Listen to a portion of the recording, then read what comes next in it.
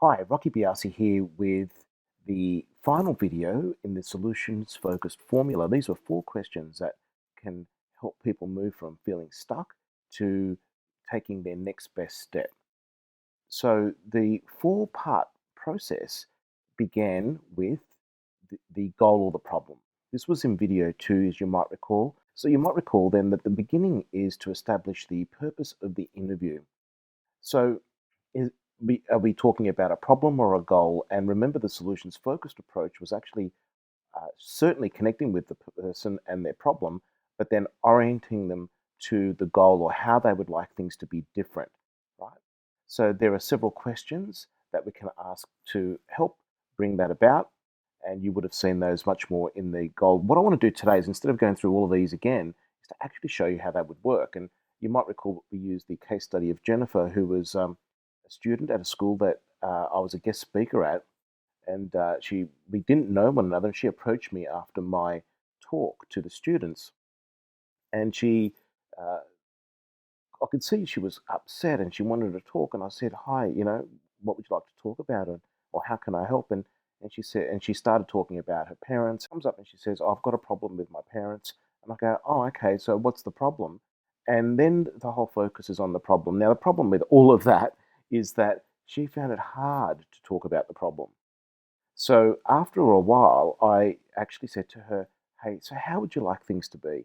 If things with your parents were better, what would be different?" So you can see that that's a spin on some of those questions. From that point, she described how things would be better. And usually people would then go into an exception question or a miracle question. But I like to assess motivation for that change, even though it might seem obvious, like in this case, where for her, it's something that she really desired. I still think it's important that we actually take the time to hold the person there because it then ties the goal that they've just talked about or what they would like to have better in their lives with their own desire for it. And you can use a scaling question where you can say 0, not at all or very little, and 10 is exactly as you'd like it or a lot. And I said this, and I said to her, this might seem like a little bit of a silly question, but I want to ask you, how important is this for you for things to get better? And when she then needed to justify and tell me how important this was for her. And that increases motivation levels and it also gives you a chance to assess where they're at. Because oftentimes people might say, look, I want this to get better.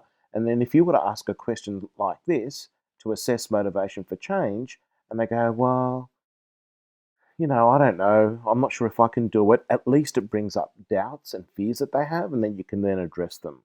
The key here is to not rush into the solution or what people need to do, but to set it up so that they can identify the goal, the direction they'd like to go, and build motivation and desire into that. Now, she said to me, "I just want to be able to communicate with them better." I'll, so I said, "Okay. So tell me, have there been times when you have been able to communicate with them? Which one of your parents are you able to communicate better with?" So these are exception questions. How is this happening now? Has this happened even a little in the past? When doesn't it happen? When you explore exception questions, they give hint towards possible solutions. And so she was able to tell me the times which parent she is able to communicate better with, the times when that was able to happen, how that happened. All of this provides lots of great hints to the direction she needs to move. And then I said to her, "Look, before I go, I wanted to ask you a really strange question. And this is the miracle question. And it is a little bit strange. And you need to set this up." So I said, "You need to use your imagination. Is that okay?" So asking permission, slowing down, letting them access their imagination is very important before you hit them with this question. So I said, and she said yes. And I said, "Look, okay, so I want you to imagine that you go home and you have a bite to eat tonight and you do what you usually do. And tonight, whilst you go to sleep, this is where this strange thing occurs." And I paused and she just looked. And then I said, "During the night, as you're sleeping, there's a miracle. And the miracle is that you and your parents are getting on better. You guys are communicating better. here I said, and what you're speaking to me about has improved. I like to actually reframe here the goal that the person talked about here and then put it in improvement terms. Not that it's been solved, but improvement terms. It's gotten better, right? So I said, so this is this strange question. You're asleep, and whilst you're asleep tonight, there's a miracle, and the miracle is that you and your parents are getting on better, you're communicating better. Now, you have no idea that that's taken place because you were asleep, but you wake up in the morning and you know something's changed, especially within you. Now, that within you is key because it gets them talking about themselves and what's changed within them. So then I say, so how would you know that the miracles happen? What would be different within you?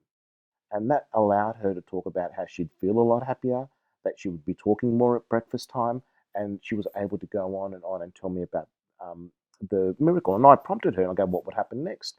And what sort of things would you be talking about?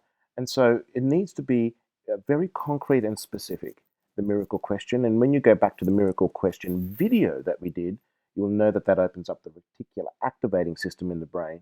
This is where then people are much more conscious and are able to take action on the things that they've just talked about.